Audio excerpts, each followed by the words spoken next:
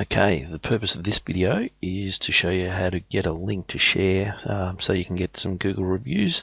We consider this to be the quickest and simplest method, so give it a crack and see how it goes. Before we start though, we are assuming that you've already claimed your Google My Business Listing, so this only works if you've already claimed your business listing, but it is the quickest and simplest way to get the link to share to get further Google reviews. First things first, log into your Google business account. So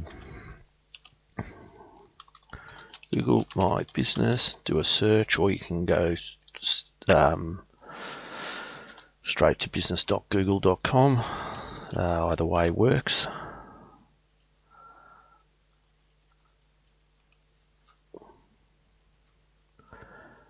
Manage now, because I already have an account logged in. There's Goop Digital.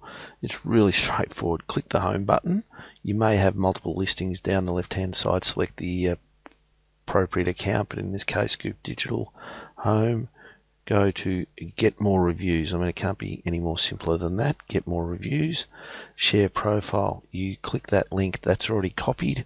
So now if I open up a new window, paste in that URL, it simply opens it up and prompts me to write another Google review.